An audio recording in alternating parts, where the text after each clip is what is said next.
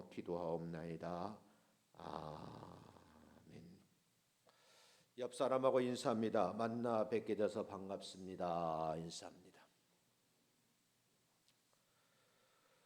어느 날 한 젊은 아프리카인이 회심한 다음에 다음과 같은 기도를 했다고 합니다.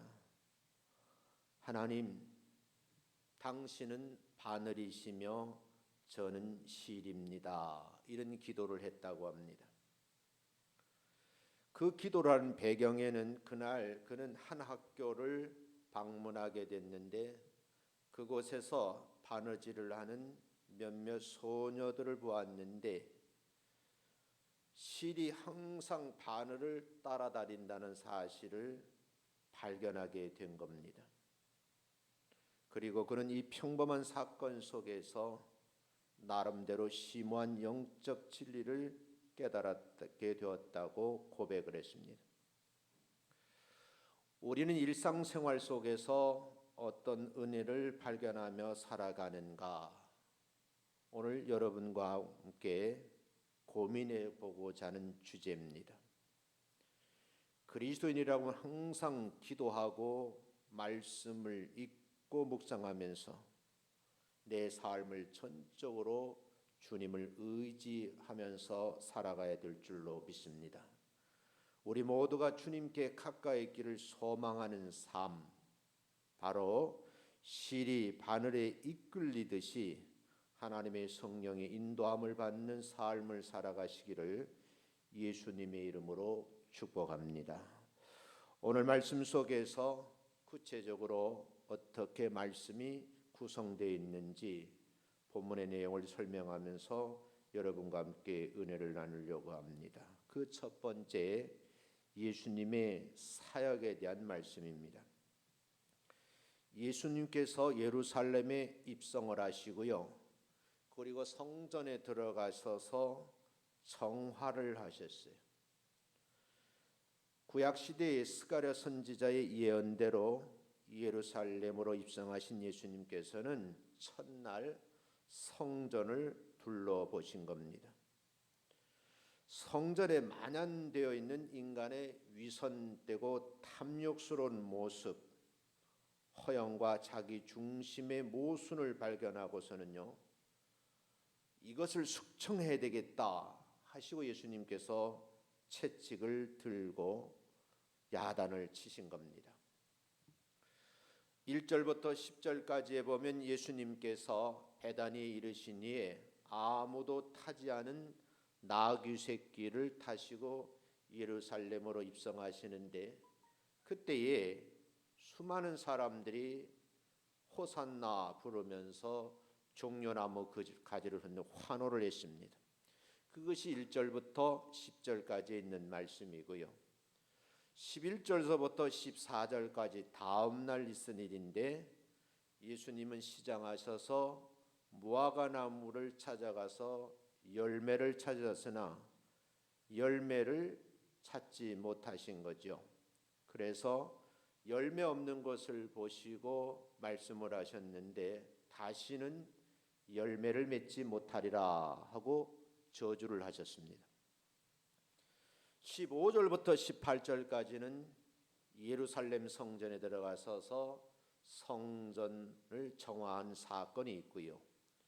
그 다음 날 아침 무화과 나무가 말라버린 것을 보시고 믿음이 무엇인지에 대해서 교훈한 말씀, 그 후에 27절부터 37절까지 예루살렘에 들어가셔서 대제사장들과 서기관들과 바리새인들로 더불어서 논쟁을 하는 모습이 기록이 되어 있습니다.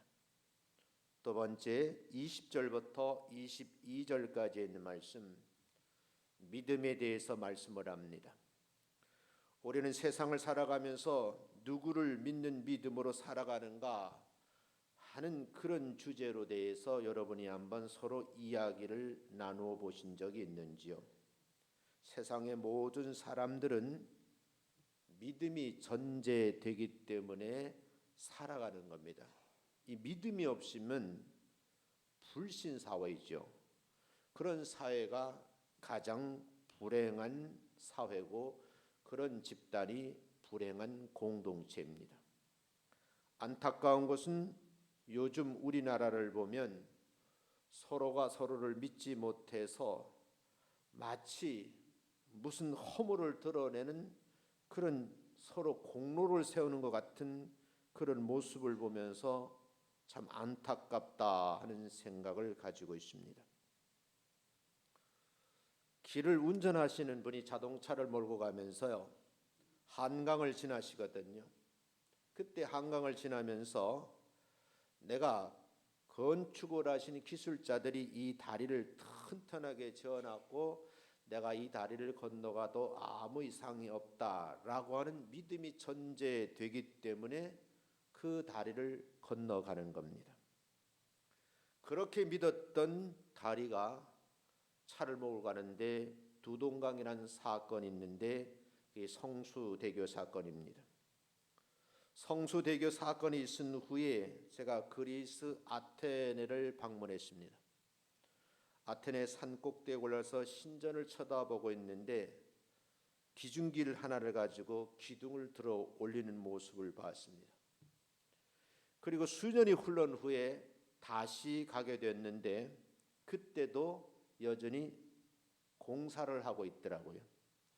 그래서 제가 그냥 제 혼자 소리로 이놈의 나라는 뭐 옛날 기둥 하나 세우는데 몇 년 걸리는 거야.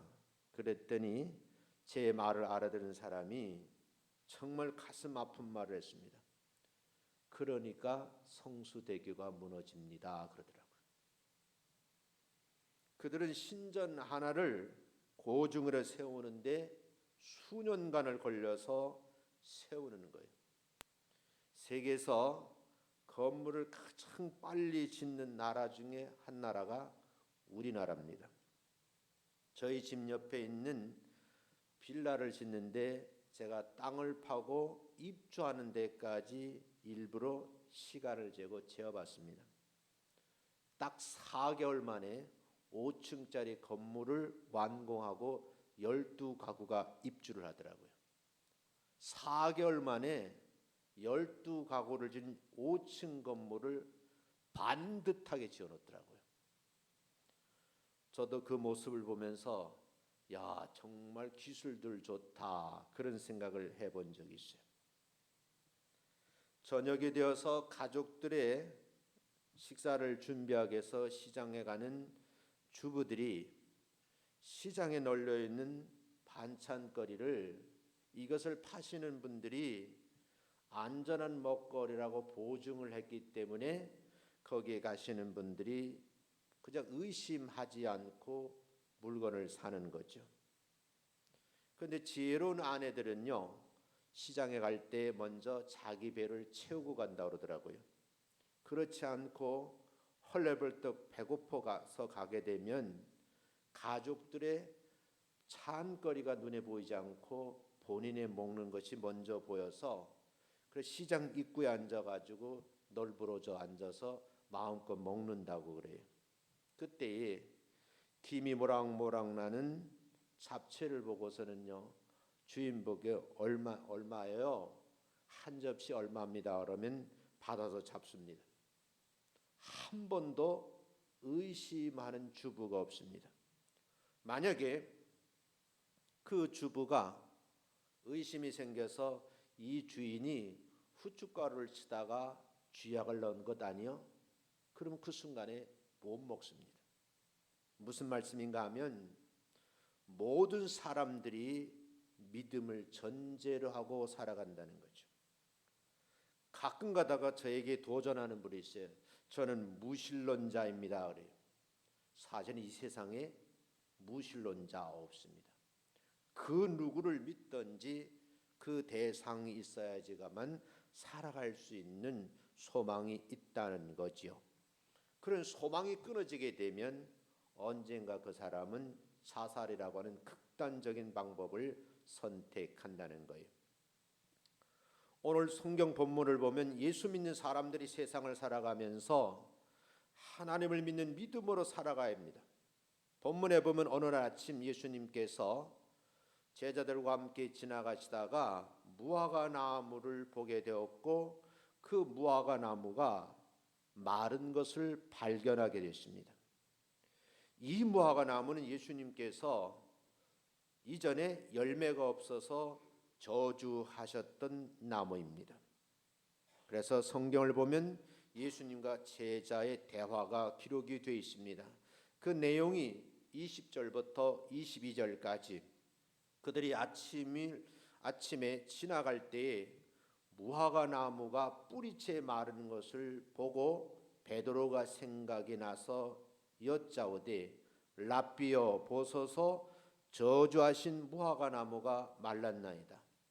이렇게 말을 하니까 예수님께서 대답을 하시기를 이르시되 하나님을 믿으라 이렇게 말씀을 했습니다.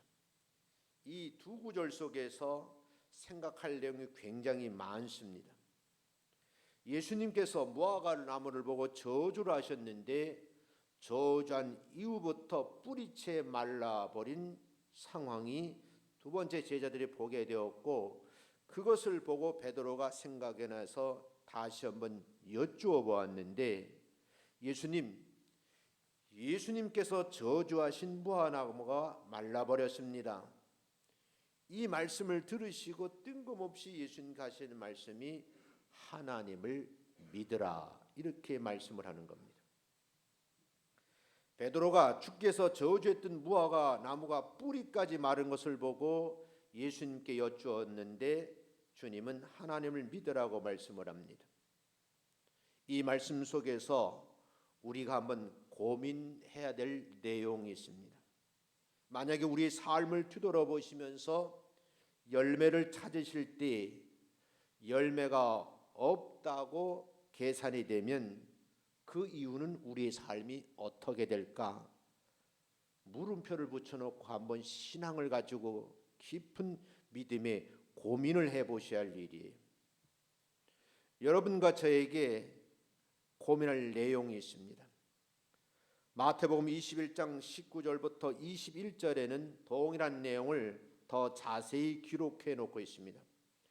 길가에서 한 무화과 나무를 보시고 그리로 가사 잎사귀 밖에 아무것도 얻지 못하시고 나무에게 이르시되 이제부터 영원토록 내게 열매가 맺지 못하게 하리라.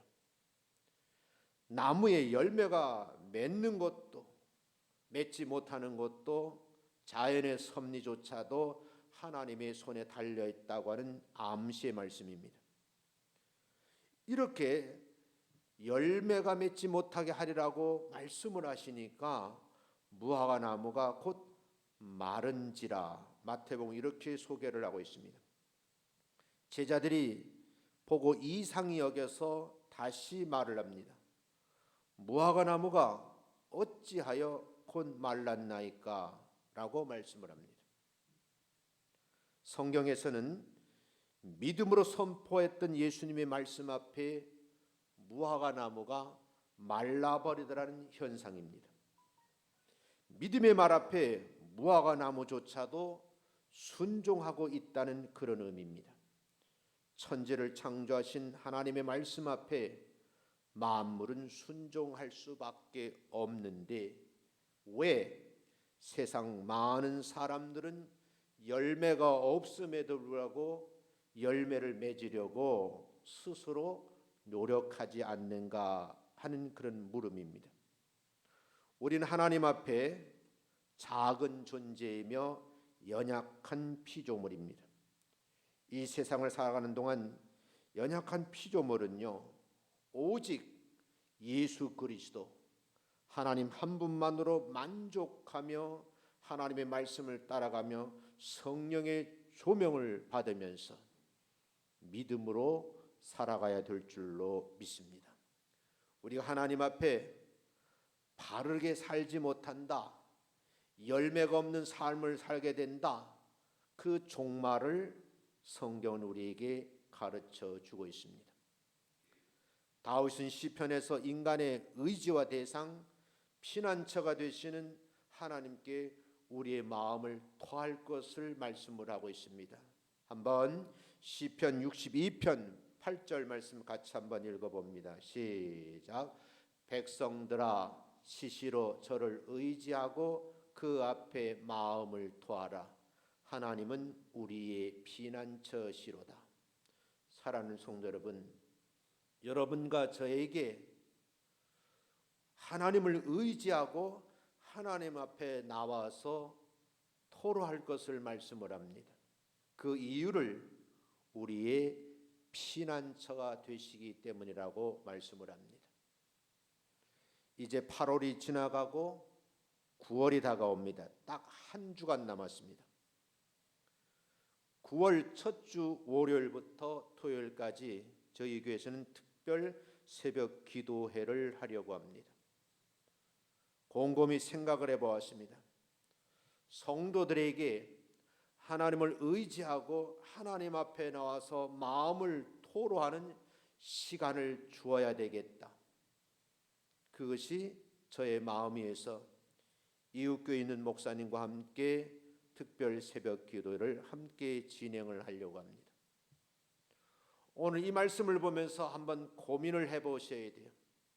이 말씀이 무슨 말씀인가 이해가 되시는지요? 우리 하나님을 믿는 사람들은 그 믿음을 가지고 죽게 피할 수 있어야 되고 그 그늘 아래 살아갈 수 있어야 된다는 거예요. 우리가 주의 자녀가 되어서 주의 날개 아래 피하는 삶을 살게 된다면 안전이 보장될 뿐만 아니라 열매까지 맺을 수 있지 않을까. 시골에 있을 때요, 하늘 높이 독수리가 공중을 회전을 합니다. 그것을 제일 먼저 본 어미달기 새끼 병아리를 모으는 것을 제가 여러 번 보았어요. 저희도 어렸을 때는요, 큰 독수리가 하늘 위를 날면은 우리 어머니가 빨리 집 안으로 들어가라 그러더라고요. 왜요? 그러니까 너도 잡아간다 그러더라고요. 여러분, 우리를 무너뜨리려고 하는 공중 권세 잡은 마귀는요, 호시탐탐 우리를 내려다보면서 우리가 하나님을 의지하고 있는지 마음을 토로하고 있는지 보고 계시는 것은 아닐까요? 여기에 대해서 예수님은 이렇게 말씀을 합니다. 요한복음 14장 11절 말씀 같이 한번 읽어봅니다. 시작.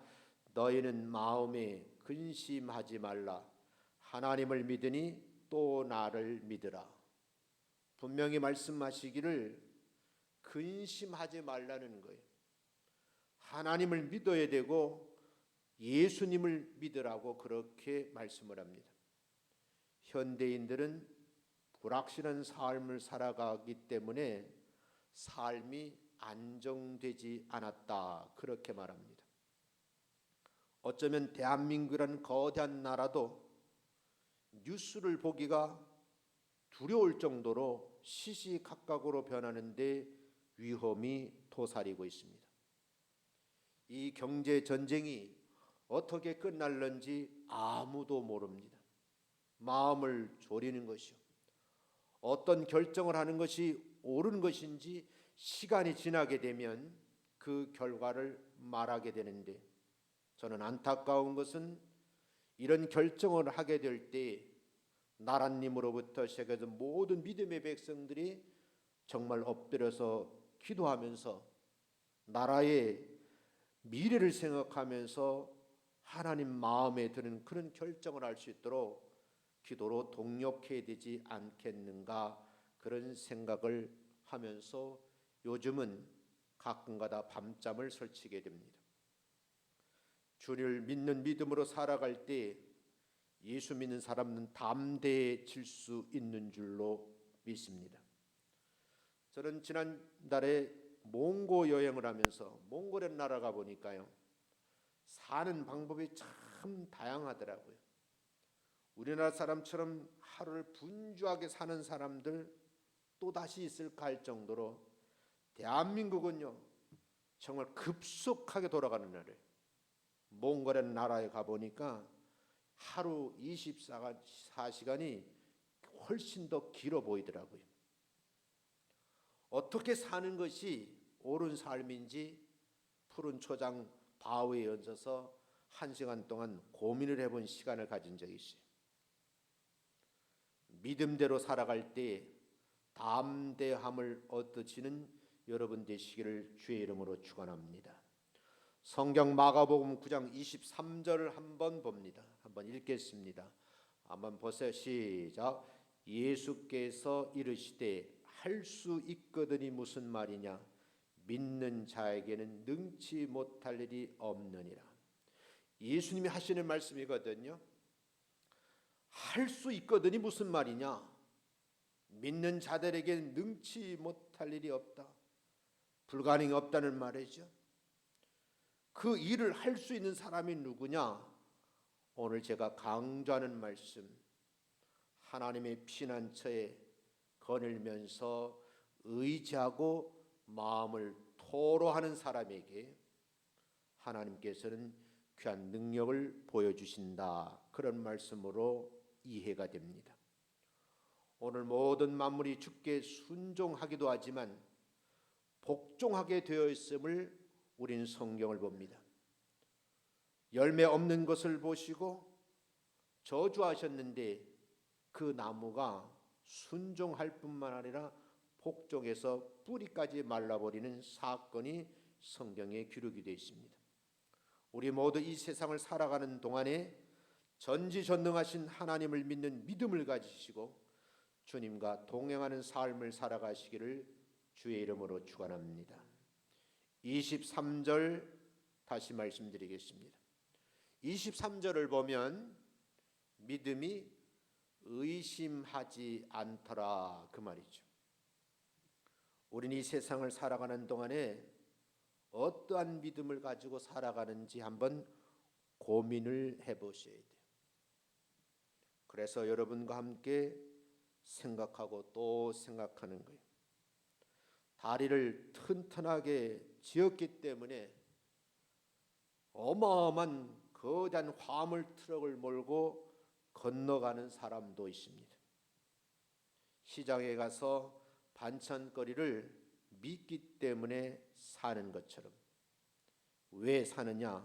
왜 건너가느냐? 믿음이 전제되기 때문이라는 거죠. 저는 가끔 부부 싸움을 하고 살겠다 못 살겠다는 부부들을 많이 만나봅니다. 그래서 제가 그러죠. 교회 식구들하고는 상담을 안 하지만 바깥에서 하는 일이 그렇다 보니까 많이 만나게 돼요. 한결같이 두 부부 얘기를 들어보면 그들 부부 사이에 신뢰가 이미 깨진 거예요. 믿음이 전제되지 않고요. 상대방의 험담을 하는데 제가 듣기조차도 민망할 정도의 얘기를 하는 분이 있어요. 계속 들어주면서 고민하는 것, 이분들이 신뢰할 수 있는 어떤 고리를 찾을 수 있을까 하는 것이 저의 고민이었습니다. 예수 믿는 사람들이 예수를 믿으면서 의심하지 않는 믿음을 가지고 살아가고 있는가? 그런데 목회를 하면서 느끼는 건 뭐냐 하면 왜 그렇게 성도들이 기도하고 의심을 많이 하는지 난 그것을 이해할 수가 없습니다. 예수님께서는 뿌리까지 말라버린 무화과나무 사건에서 제자들이 하신 말씀, 하나님을 믿는 믿음, 의심하지 않는 믿음에 대해서 강조를 하는 거예요. 본문 23절 24절 다시 한번 읽어봅니다. 마가복음 11장 23절 24절 시작. 내가 진실로 너희에게 이르노니 누구든지 이 산더러 들려 바다에 던져지라 하며 그 말하는 것이 이루어질 줄 믿고 마음에 의심하지 아니하면 그대로 되리라. 성경은 분명히 말씀하잖아요. 받은 줄로 믿고 의심하지 않는 사람은 반드시 여러분과 저 앞에 실체가 드러난다 그 말씀이죠. 사랑하는 성도 여러분, 여러분과 제가 현재 믿음을 체크해 보았을 때 딱 한 가지 결론, 내가 믿는 믿음이 현재도 의심을 전제하고 있는지 아니면 전폭적으로 믿고 있는지, 이게 관건입니다.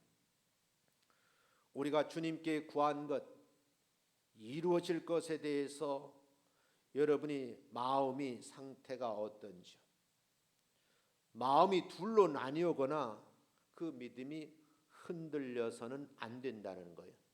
믿음으로 선포했으면 그대로 된다는 역사를 믿고 함께 움직일 때에 역사의 한 페이지는 써져가고 실체가 드러난다는 그런 말씀이죠.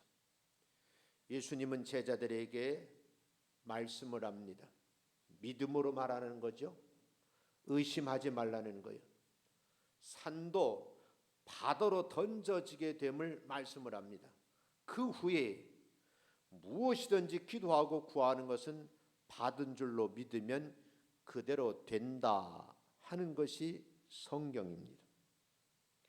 요즘에 젊은 사람들은요, 채플 시간에 제가 이런 설교를 가끔 하면 그건 성경에 있는 얘기지요, 현실은 그렇지 않습니다라고 당당하게 반론을 제기하는 친구가 있었습니다.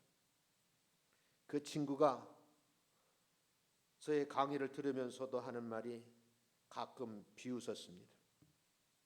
졸다가 한마디 들었어요.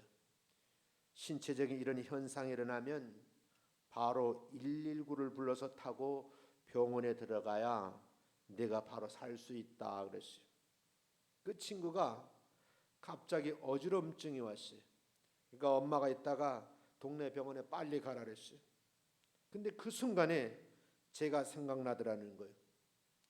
119는 생각이 안 나고 택시를 집어타고 건국대학교 병원 응급실로 들어갔습니다.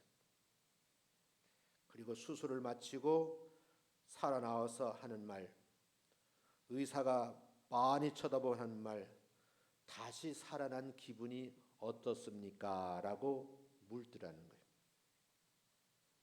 여러분, 그 아이는 23살입니다. 23살짜리가 뇌에 출혈이 생겨서 쓰러져 버린 거예요.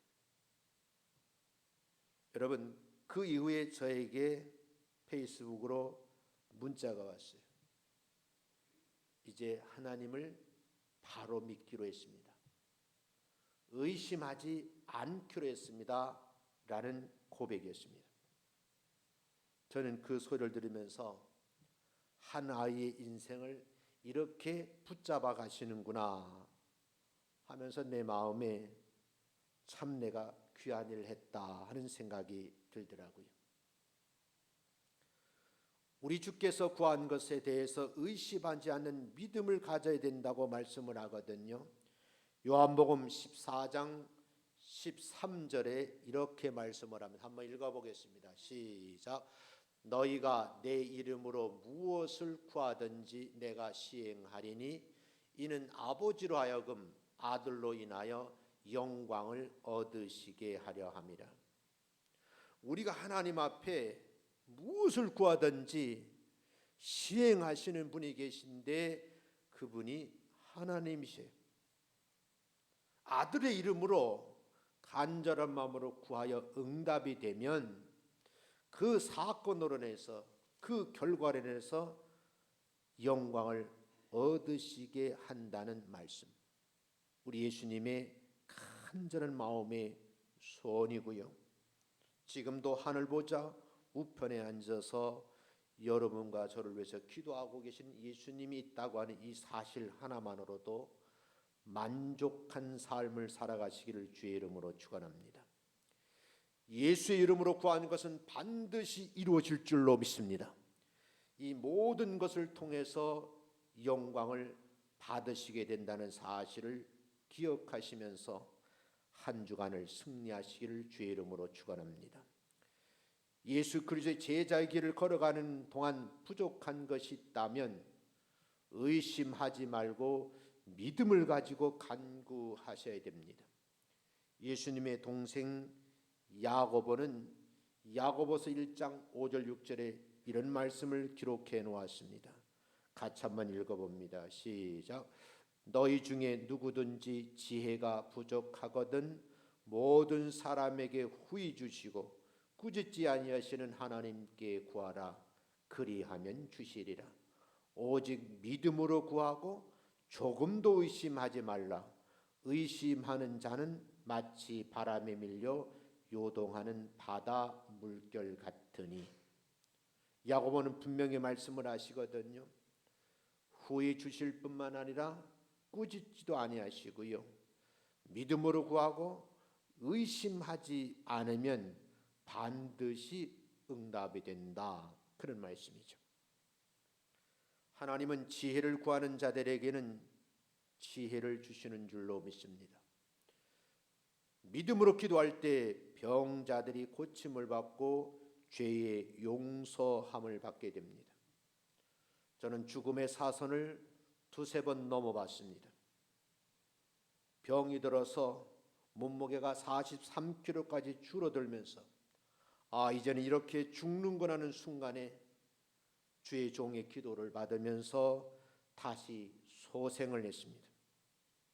믿음의 기도라는 것이 그런 겁니다. 믿음으로 기도할 때 병자들이 고침을 받고 죄의 용서함도 받는다는 거죠. 야고보서 5장 15절 18절까지 다시 한번 읽어봅니다. 시작. 믿음의 기도는 병든 자를 구원하리니 주께서 저를 일으키시리라. 혹시 죄를 범하였다 할지라도 사하심을 얻으리라. 이러므로 너희 죄를 서로 고하고 병 낫기를 위해 서로 기도하라. 의인의 간구는 역사하는 힘이 많으니라. 엘리야는 우리의 성전과 같은 사람이로되 저가 비오지 않기를 간절히 기도한즉 3년 6개월 동안 땅에 비가 아니오고 다시 기도한즉 하늘이 비를 주고 땅이 열매를 내었느니라. 저는 9월 첫 주 동안 여러분들과 이 말씀을 가지고 한번 간절한 마음으로 기도하며 기도의 역사가 바로 이런 것이구나 하는 것을 이 지역에 있는 사람들과 함께 하나님의 역사를 두 눈으로 같이 보고 나누고 싶습니다. 우리는 기도하여 응답받는 엘리야 선지자에게 좀 도전을 받고 믿음으로 간구하는 주님의 제자들이 되어야 될 줄로 믿습니다. 예수님의 말씀 요한복음 15장 7절 한번 큰 소리로 읽겠습니다. 한번 읽어봅니다. 시작. 너희가 내 안에 거하고 내 말이 너희 안에 거하면 무엇이든지 원하는 대로 구하라. 그리하면 이루리라.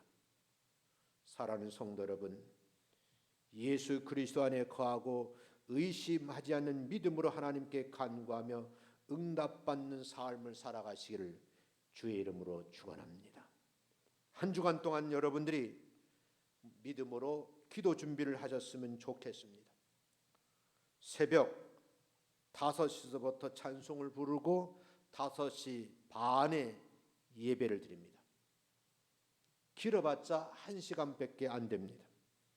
여러분이 이 1시간을 잘 활용하셔서 내 인생의 삶에 있어서 하나님께서 어떻게 역사하시는지, 믿음으로 기도하는 자의 삶이 어떤 것인지 이 기도 기간 동안에 여러분이 확인을 하셨으면 참 좋겠습니다. 다시 한번 말씀드리지만 길을 걸으시다가 시장하셨어요. 무화과 나무가 보인 겁니다. 열매를 찾으셨는데 열매가 없었습니다. 그것을 보시고 저주를 하셨단 말입니다. 내가 하나님께로부터 복을 받는 것도 하나님께로부터 화를 자초하는 것도 나의 행위에 달려있다. 여러분들이 눈이 강조하지만 위로부터는 평강의 복을 받아 누리시고요. 사람 잘 만나는 복을 받으시면서 동일하게 여러분들이 누리실 때에 참으로 하나님께서 생각의 복까지 달라고 기도하시는 기간이 되었으면 참 좋겠습니다. 기도하겠습니다. 하나님 아버지, 많고 많은 사람들 가운데